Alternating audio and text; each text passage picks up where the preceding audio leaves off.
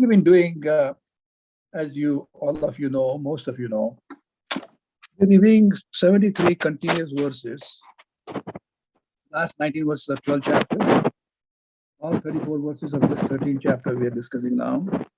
And the first 20 verses are of chapter 14, which are described in Vedanta as Amrita Dhara, a continuous flow of nectar from Lord Shri Krishna, because nobody spoke in between, which summarize critical qualities the devotee needs to assimilate and make those qualities as an integral part of their personalities so that he becomes prepared to receive the knowledge of one's true identity. That is Atmajna. Now, these values are secondary to gain knowledge, like fuel is secondary to cooking food. Remember, fire and heat is the primary means of cooking food, but fire cannot be effective without having such a fuel. Now, Lord Sri Krishna indicated that the self-knowledge, now listen to me carefully, Sri Krishna indicated that self-knowledge, jnaya, to be known, that which is to be known, is only because in the knowledge of the one's exact identity, one is released from all false sense limitations. And in addition, the individual discovers that one is completely free being that one longs to be. Amazing is, whatever you want to be, for which we are struggling in our life, once you understand your true nature, you realize, by George, you already got it. So your struggles were unnecessary because the thing that you're looking out was already with you. You're already the 10th man. Those glasses that were lost were already on your forehead. So that's the beauty of knowing Atmajna. So Shri Krishna says self-knowledge is liberation. And a simple mean is Shravana. Anandi, I want you to remember, you don't need anything more else. Just carefully listening. Shravana is the primary means for the gain of self-knowledge. For some, Shramana is all that is necessary. For many others, Manana and Nidhyasana are also needed to make Shravana fruitful. But number one, the most important, is listening carefully with open eyes, without any biases, without any idea disturbances, no other thoughts coming. Listen, listen, listen. The values that we are studying will make the mind ready for listening and reflection and complexion, but are secondary but necessary means to gain knowledge. Other things, I'll come to that in a moment. Now, these values, Prasanna, are called secondary in the sense that gain of these values alone does not bring about self-knowledge, but are absolutely necessary, because without the assimilation of these values, the primary means such as listening, aided by reflection, contemplation, just will not work. Your body is not ready, the mind is not ready to receive it. So that's why you need to strengthen your mind by developing these qualities as an integral part. But again, remember, these values are secondary to gain knowledge. As I mentioned to you, like a fuel is secondary cooking the food. Fire or heat is the primary means of cooking food. But the fuel or some energy source, although secondary fire, is necessary in order to be enabling the cooking to take place. Again, once again, fire alone cooks, but there can be no effective fire without any fuel. The cook is the guru. Ingredients is the education, the teachers, and the Vedantic knowledge has come through. So he is able to use that knowledge coming through the traditional teachers and cooks, but it is not effective, something that you can eat or digest or listen carefully and absorb without that preparation. That's exactly what we're doing in the present. Now, through the listening alone, which includes reflection and contemplation as needed, we gain self-knowledge. but there can be no effective listening in mind that is not blessed in relative measure with the values such as amanitvam, absence of conceit, adambitvam, absence of pretense, sthairiam, steadfastness, mastery over mind, that is atman vidigraha, absence of ego, self-importance, anahankara, adhyatmana anityatvam, ultimate validity of self-knowledge, and tattva jnanartha darshanam, that means commitment to self-knowledge. These values are necessary. Let's skip that particular part because it's getting a little lengthy from that point of view.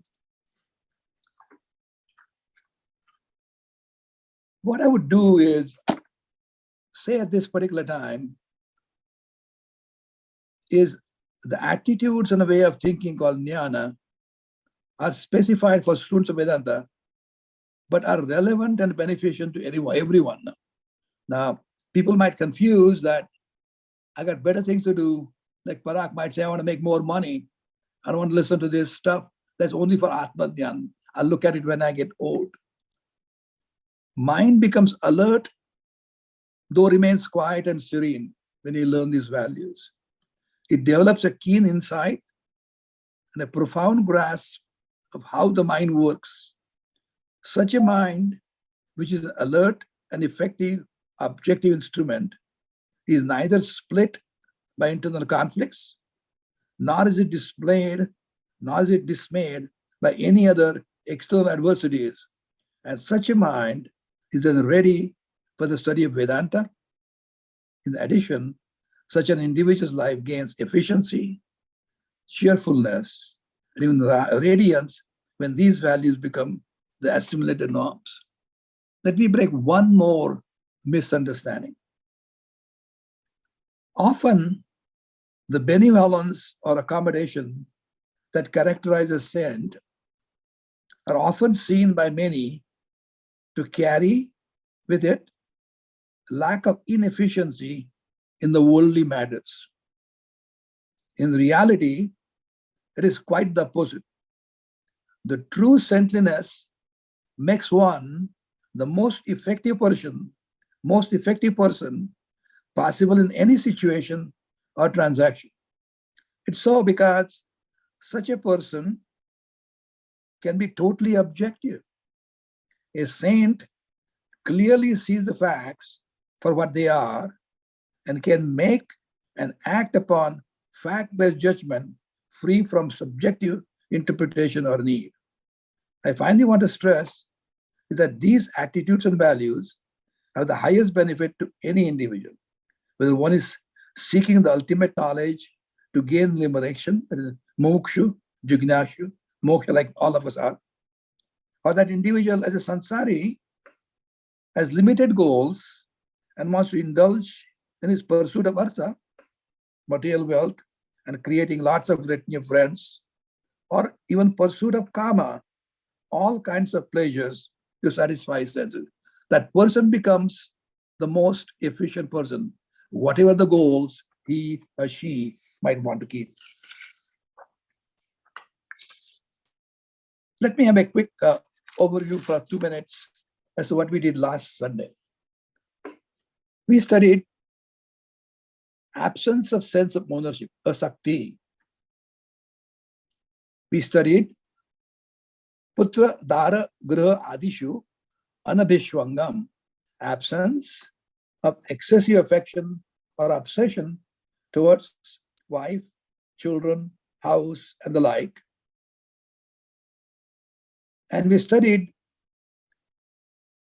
ishta anishta upapattishu, nityam samachittatvam. That means constant evenness of mind, regardless of the outcome from the efforts, whether they came as we expected and desired, or surprisingly came that we did not expect and did not desire.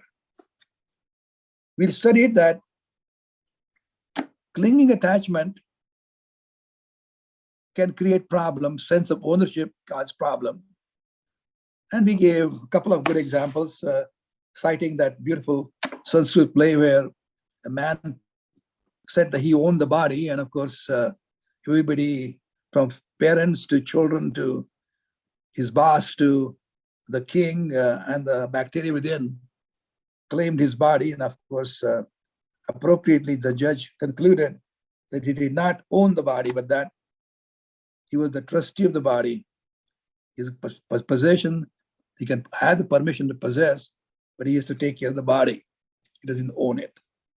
And then I quoted the story that Swami Dayananda had told about a friend who was babysitting for a smart guy who went abroad and decided to settle there. After a couple of years, told him that he now owned the house. He doesn't have to house sit anymore because his friend was settling abroad. And immediately that person who's babysitting and enjoying the same house, his attitude completely changed because he suddenly became the owner. Nothing else had changed, except in his mind, that place was his own. So he started looking at it from different angles. Then we studied about anabhishwangam, that means absence of any obsession, and for with wife, children, house, etc., etc. And it's not that you don't love those entities dearly, but you do not love in an obsessive way where you get totally paralyzed, that you become ineffective and cannot just function the way you should, even under the stressful situations. As a matter of fact, out of the discussion last night, that night on Sunday last week, I did get a call from one of the regular devotees on this discussion session who told me he was not going to be there today, John. And he said, it hit home because that's exactly what he was feeling in the early stages when his wife passed away. And the discussion last Sunday helped him a great deal. And of course, I gave a couple of other references to this particular prayer, where Shankaracharya talking about in the 8th verse, Kate Kanta, Kaste Putra, Samsaraha, Ayam Ativa Vichitra. And of course, mentioned Yajnavalka's in Brihadaranyaka Upanishad, Nare Patyu Kamaya Pati Priyo Bhavati, Atmastu Kamaya Priyo Bhavati. And the same thing applying on the husband side. What Shri Krishna is trying to say and teach us is a painful fact, but still teaching that everything that is created in this world, however dear it may be to us, it has a finite existence and would certainly cease to exist after a certain period of time. So we should not get overly attached and obsessively in love with that entity, because that's not going to be there anymore. The last thing that we learned was maintaining the equanimity, sameness of mind with whatever results we get, Ishta, Anishta. I think the key is not what the results we get, but whether a person is able to face the situation in the balanced way. That person is strong, not necessarily a person who necessarily wins, but a person who is able to face the situations with evenness in mind, regardless what the outcome is. Well, human weakness is the inability to accept the situation and to face the facts. And the strength is reducing situations as basic, simple facts. So again, what we learn from that, a mind for the teachings of Vedanta that we are trying to pursue is a mind that sees the facts objectively, nityam samachittatvam. A mindset that does not convert a fact, whatever has happened, into a subjective problem, but meets each situation with the sameness and attitude. And we concluded last time by saying that it's a lot more easier to accept, however painful the situation may be, by imagining yourself going to the temple and whatever the prasad you received that day, accept in the prasad buddhi. If the apple is perfect, like from Bareilly's, a little dent on one side, you accept it because it's a prasad and eat with the same degree of reverence. So regardless what the outcome has come towards you, accept it in that process, in that thinking, and be surprised. One more thing my father taught me was, trust me, Whatever happens, happens for your good. God knows exactly what needs to be done. And as a matter of fact, Ganesha, as you know, with all the ankush that he has, sometimes makes you face the adversities. But again, that is God's way of directing you in the proper direction, making you face challenges. You think that you're going the wrong way, but God knows that is the only way you're going to change your way of life and go in the proper direction. So again, accept it in the form of prasad. Today we're going to discuss three more qualities that Sri Krishna is teaching us. And that will come to number 18 out of 20. Two more will be left for the next week. Those things are, the verse says, Mai chananya yogena bhaktir avyabhicharini vivikta desha sevitvam adatir jana samsadi. Number one is Mai ananya yogena avyabhicharini bhakti. An unswavering devotion to me. Ananya yogena. Me means to the Lord, that is not connected to anything else. Avyabhicharani, not connected to anything else. The second thing we're going to study is Vivikta Desha Sevitvam, a disposition of retiring in a quiet place. And Arati Jana Samsadi, no longing for company of other people. Let's take the first one, Avyabhicharani Bhakti. You can translate that as a devotion that is unadulterated. This uncompromised love that is shared with only one entity, the deity of our heart, representing God Almighty. Lord is emphasizing, Sri Krishna is emphasizing the need for the individual's mind to have an absolute and unflinching love and devotion that never swears away from God by any name, Brahman, what I call it. The only appropriate refuge is for that individual is God. If you remember in the 19th verse of the 7th chapter, Shri Krishna says, devotee has to develop that kind of clear understanding. Vasudeva Sarvamiti. Vasudeva Sarvamiti. Everything is nothing but Vasudeva. But of course, Shri Krishna says that even though that's true, he was lamenting. He said, Vasudeva Sarvamiti Sa Mahatma Durlava. Remember, he was kind of saying, oh, I know it should be ideal, but not too many of them are pursuing it. I'm glad that all our group here are working towards that. Now, we can look at this statement that we're talking about, Mai Ananya Yogena Avyabhicharani Bhakti is. Why that kind of relationship? I know the truth about my nature. I understand Tattvamasi. That means that my personality, my entity is none different that of the Lord. In that knowledge, I'm never away from the Lord. Once you realize Tattvamasi, knowing the truth as an enlightened individual, one might say, yes, I'm connected. Nothing different. It can be looked from different point of view. Non-separateness is the terms of seeing the Lord as my refuge. For me, there is no other refuge than Parameshwara. Parameshwarat Anyaha Sharanam Mama na asti. There is no other refuge than this. Tameva Sharanam Mama. And the Lord is my everything. Tameva Sarvam Mama Deva Deva. God is my security. He's the source of my inspiration. So you can look at it as something that you hold on to your favorite blanket when it's thundering outside, it's raining and cold.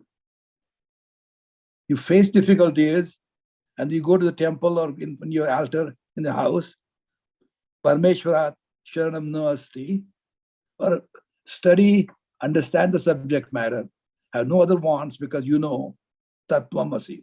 In any case, that is Avyabhicharani Bhakti. Now, Avyabhicharani Bhakti is, as I mentioned to you, is the love that is shared with no one else except one, that specific individual one is committed to. The way to describe it, we have in our temple, Radha Krishna temple. Look, we talk about Vishnu and you got Lakshmi, but Radha Krishna is Radha in that temple is considered an ideal and fully committed bhakta. That Radha has eyes for nobody else except Shri Krishna. This uncompromised and unadulterated love, this shares only one entity, that single entity in this case, in that temple, is Lord Shri Krishna. And as a matter of fact, if you read the beautiful songs that Santa Mirabai sings, is the same kind of love she expresses through a beautiful music. So that is the Vyabhicharani bhakti, unadulterated devotion. We can also remember a quality is mentioned, Avyabhicharani bhakti, Ananya Yogena bhakti. That's what is also a part of this particular statement. Now, a mind that is graced by devotion, which sees Lord as the giver of the results of all actions, is a correct understanding. Ananya Yogena Bhakti. He is devoted because he is the one who is the giver of all the results. A mind knows that human freedom of will is given only to choose one's actions, and the results only come from Lord according to the laws. So, Karmanya Vadhikasi, God has given us the freedom, but only to choose our actions and not the results. And that only comes from the Lord. These results come from Lord according to Lord's laws, because results coming from God, there never is a wrong result that one does not accept, because it's come from Lord, you accept it. But accept cheerfully with such an even mind, because whatever has come from Lord's hand. Objective and serene, a mind such as this is then ready to discover the fact of Ananya Yoga, one's non-separateness from the Lord and creation.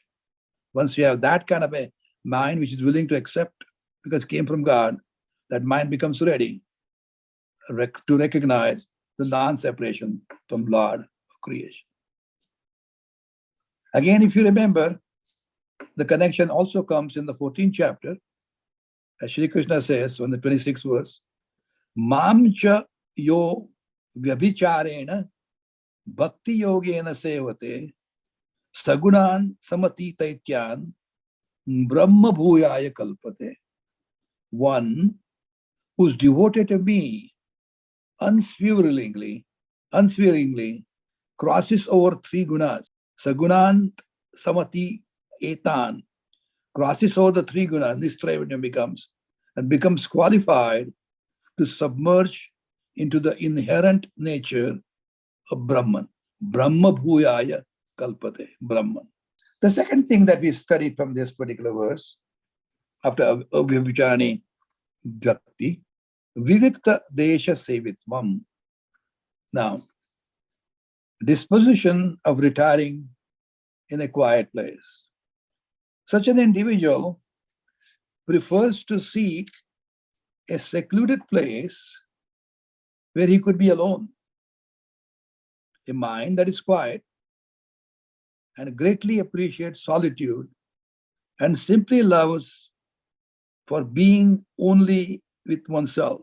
This beautiful attitude is not very often found in our society, because this individual who's advanced in his understanding has no more desires. So he is, as Pratna frequently says, Atmanye Atmana Tushtaha Sita Pratnyasya Doshchit. He is satisfied, he's balanced only because Prajayhati Yada Kaman Sarvan Parthamanovan.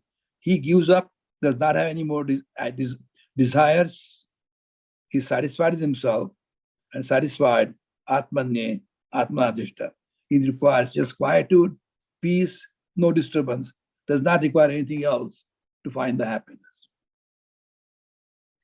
Unfortunately, we live in a society of people bent on escaping from ourselves. We try to escape often because we are not satisfied with ourselves. We see ourselves as not being the way we would like to be.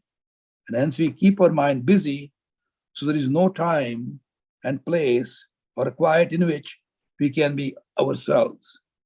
Even when on telephone, if you remember, when we are kept on hold, some music keeps on playing to keep us occupied as if that is necessary. We typically like to be on the go without any activity. Some youngsters feel lost. They go on ski trips, go on far off beaches. And who cannot afford to do that?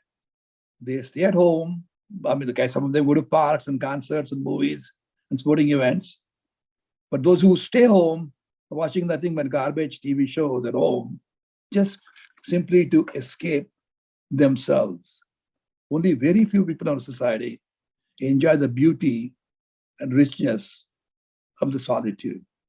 As a matter of fact, a man who has no more desires is satisfied with the self, and as I mentioned to you, and by the self, is very happy and content. Just wonderful. I just sit down and just pray, and I'm very much happy myself. Now remember, a person who enjoys being with himself in quietude is not a sad person. He's a simple, quiet, contemplative person. To be contemplative means one who is able to face oneself happily. If you cannot face happily, the mind will always require an escape and keep it busy. Now, remember, when I talked about travels, I didn't mean to come out this way. There's nothing wrong with the travels or recreation. The problem is those travels or recreation is because there's a need for escape. I mean, honestly, Kumud and I personally enjoy the travel and see the world and had the privilege to visit all 6 continents. You were 65 years of sweet togetherness. But none of these trips were ever for any escape or getting away from anything. These trips were taken simply to enjoy the beauty of the nature and the richness of the culture and tradition of the people around the world. These travels primarily to turn us into better human beings. During such trips, Kumud and I always found time to pray together and meditate independently while rejoicing the exquisite beauty of yet another different continent. The third one we're studying this morning is Vivikta Desha Sevitvam, as we are just studying here, of critical importance, and again emphasized in Gita in the 6th chapter as well. He says, Shri Krishna, Yogi Yunjita Satatam Atmanam Rahasi Stita Ekaki Yatachittatma Nirashihi Aparigraha. In the 10th verse of the 6th chapter, it says, devoid of any material possessions or desire, with body and mind controlled, the yogi should remain in a secluded place, concentrating only on the self. In that meditation, the 6th chapter, Raja Yoga, he is talking about maintaining a quietude in a secluded place, bring the body and mind together. That's the best way to stay and enrich oneself. And finally, for today, the third value we were discussing is arati jana samsadihi. Now, it means absence of any longing for the company of people. Sounds terrible, but that's true. What it is, I think my sun is coming on my face, so I'll move a little bit on this side. This does not mean the individual has an aversion for the company. I don't mean that at all. He knows that one does not require people to be around to be happy. He's very happy with himself.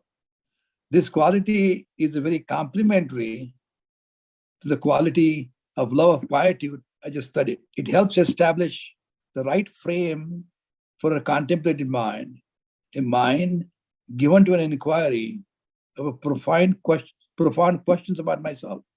Unless you are in a quiet place, without anybody else bothering you or asking questions, You cannot ask profound questions like, who am I? Who's God? What is creation? What's the relationship between God, creation, and me? These are not simple questions. These are profound questions. But a daily deluge of frequently unnecessary activities and noise around, you don't have time or the frame of mind to seek the answers to these tough questions. To appreciate the knowledge of the self, to see the self for the non-objectifiable wholeness that it is, requires a mind that is contemplative and very sensitive. Wait a minute. This is basically for person. Sensitivity I'm talking about does not imply to me getting hurt at every turn, but it should be backed with healthy attitude and objectivity. Sometimes unknowingly somebody makes a comment, which we sometimes take it as a disparaging comment. That person may not have meant it, but may have taken it the wrong way. As we mature as an individual, values come when I thoroughly understand my relationships to people, my relationships to places, my relationships to the things around me. In the factual understanding, those situations, attitudes, individuals, or events which I consider hurtful lose their significance for me and thereby their sting. It is my fault that I feel hurt. Pride and pretense, which quote hurt, drop away from me. Non-harmlessness and accommodation, which soften hurt, become natural for me. You drop your pride, you drop your pretense, because you know who you are. Atmanya Atmanatishta. You know what you have done. You drop away those hurts that you initially got bothered with, and you start using accommodation. Use the sense of kshama and kshanti. Forget about it. You're comfortable with yourself. He behaved that way. You forgive, walk away from it. That will soften your hurt and becomes a second nature for you. And I hope it gives you not answers, but at least a method through which both Anandi Bala and Prasna will be able to get the idea about Kshama and Kshanti. Challenging it may be. The problem is if one has to accept the fact it is not your problem, it is other people's problem. You accept it as they are, let them be what they are, and you'll be surprised. You are very much at peace. Only person who will satisfy yourself is yourself, nobody else. The mind that does not get hurt is an undisturbed, non-reacting, fresh, simple, and contemplative mind that can appreciate the whole as it unfolds in the teachings of self-knowledge. Resorting to a quiet place, absence of any need for company are perfect attitudes that establish a contemplative mind. You don't need somebody to stroke your ego and make you feel good. You're comfortable with yourself, you know you are, you know you are, you know your nature, you are satisfied with yourself, you can be in a quiet place, certainly helps in the company of nature. Why I like the company of nature? I'll tell you why. Nature teaches us so many different things based upon our goals. I mean, just sitting outside here, presence of birds chirping, flowers on the plants blooming is always inspiring and is very beneficial to my mind and body. I'm lucky enough to be in Arizona this time, and I enjoy it that way. We learn the sense of awareness, peace and quietude in the company of Mother Nature, removed far away from our daily hustle and bustle, noise and chaos, ever-ringing phones, and non-stop breaking news on TV. In the company of nature, we can live in the present moment, observing the peaceful surroundings, and we can live without carrying any judgment or biases. Exactly opposite the practice in our daily life, which is mired constantly with noise, challenges of modern technology. In the company of nature, our hearts are filled with timeless beauty of nature, flowers and birds that replace the internal world of bothersome thoughts and conflicting ideas and helps us get grounded and achieve greater success with greater mental and emotional clarity. If you feel stressed, just go to some observatory, go to a natural conservatory, enjoy the flowers and fruits, scenery, even in the cold area, just go there. A gentle breeze and brief sunshine, we can easily enter into a deep meditative state and recharge ourselves after a brief respite of stillness of both mind and intellect. By sharing its beauty with everyone who wants to partake, we learn about unconditional love of Mother Nature, intelligent order and truth behind her allows to develop a deep spiritual connection and learn that there is far more beyond the life we see on the surface of this entire creation. The awareness or consciousness that pervades us, each and every one. So basically, we commented on three basic qualities: an unswavering devotion to me, the God, that is not connected to anything else, Mai, Ananya Yogena, Avyavicharani Bhakti. We learn this position of retiring to a quiet place, Vivikta Desha Sevitvam. And finally, no longing for the company of other people, Arati Jana Samsadi. So the best thing will be you just enjoy the company of nature, peace and quiet, focus your mind on yourself and do meditations and enrich yourself and sharpen your mind. I'll stop at this stage and I'd love to hear comments and questions from the group. Thank you. Shashi Prasanna here. Yeah. I liked your comments on the bhakti, Ananya Bhakti. That's why you always say, Dehi me kripaya Krishna, Tvai bhaktim achanshalam. Achanshalam means unswavering devotion. Yep. What that means is accepting the result as a prasad, and if it doesn't go according to your expectations, consider that also. Accept the result as a prasad from God, because as you said, even if the result is not according to your expectation, it is God's wish for you to learn something from it. So He is acting as a teacher. In other words, what you're saying is you cannot vote God in and out of your life depending upon what comes out of your actions. Either you accept Him or you don't accept Him. Ananya Bhakti means regardless of what it is, you accept God as the giver of the fruits. That's why you always say, Anyatha Sharanam Nasti, Tvameva Sharanam Mama, Tasmat Karunya Bhavena, Raksha Raksho Janardana. So we always pray to God using your compassionate nature, bless me with good things. If your things don't work out okay, I still believe in you.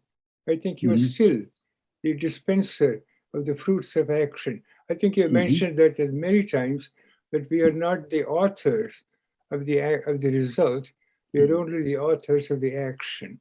That we have to constantly keep in mind, because it's very easy in times of distress, in times when things are not going well for you, when there is a lot of other pressures, to simply blame God. Why do you give me all of these problems? I thought I took Sharanagati, I trusted in you, look what you have done. but I think we have to get over that and accept it. I think that really comes to your mind. I really believe that. I really believe that. It kind of makes you see things as they are and have unswavering devotion. That's the key point. Ananya Bhakti, Achanchalam. Chanchala means wavering, Achanchalam, unswavering devotion. Mhm. I like that. I like your discussion of the Bhakti. The other things I tell you that if you are comfortable with yourself and your actions, your attitudes and interactions, don't get bothered with what other people are doing. I think then you'll be able to accommodate that individual without any problems. Yeah. Okay. Yeah. Thank you. Dr. Parag? Sane, Yes. I have one question regarding the discussion we are just having. Sure. How does your past karma play a role in the results of the actions that you take? Because you are very right in the sense that results you have to accept as a God's wish, but it can also be a consequence of some karma, and that might be a factor which, like I forget the name, like the other individual made a comment saying two people can be doing the same thing, but the results can be completely different. Part of the issue could very well be the karma. Is that correct? Absolutely, yes. Because that's the only thing that, Parag, we have in our hand, where what you do is you try to do your best and hope for the best. But again, the outcome is not in your hand because our memory is so poor that we cannot remember all your lives. Right. For example, the 4th chapter, Shri Krishna is telling Arjuna, the context is, Arjuna is asking that I taught it to Vivaswan, Manu and all those. You are my contemporary. What are you talking about? You teaching them. So Shri Krishna says, we all been born many times. I remember all my births. You don't. So Right. because we do not remember our past existences, we have created a certain amount of inventory of your karmas. That means reactions to the karmas. So that we have to have restitutions at the same time enjoyment of the good thing that you have. But again, even when you are enjoying Parag, you realize that you are only not the owner, but you're occupier of that situation. So your job is to share with everybody. Been blessed with so many wonderful things. If you don't share, then you have problems. So the thing is, the things have been doled out to us depending upon what we have done and the desire on the part of the God to get it done through you. So recognizing your relationship, recognizing the identity between you and everybody else, Sarva Bhutatma attitude, awareness common in all, will continue to support each other and not flaunt your good fortune. Okay? So yes, your karmas make a difference. Thank you, Doctor. Thank you. The point about attachment, you mentioned in your notes, again, thank you again for those wonderful notes. The way you look at attachment, at least in my way of looking at it, there's a very heavy emotional investment in the thing that you're attached to, whether it's people, whether it's things, whether it's place, whatever it is.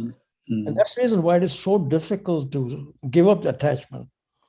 And you also follow up saying that you should not be so attached that it paralyzes you, loss of a dear one or loss of things or loss of home or whatever.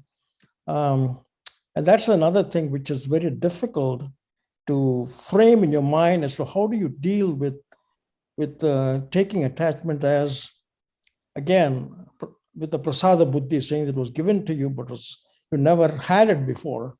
And giving up is really something that happens. I mean, you have to deal with that. So I think the way you framed it is very it's very revealing to me when you mentioned about it should not be said that you get totally paralyzed because you lost something, and that's something we all need to deal with.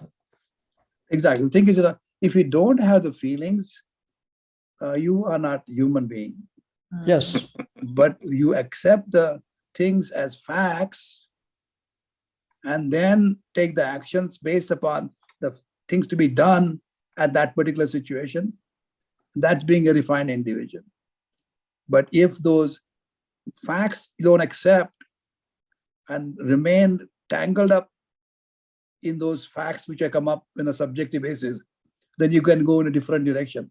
You're paralyzed at that time. You're just ineffective at that time. Not Yes. that not that I don't miss Kumud.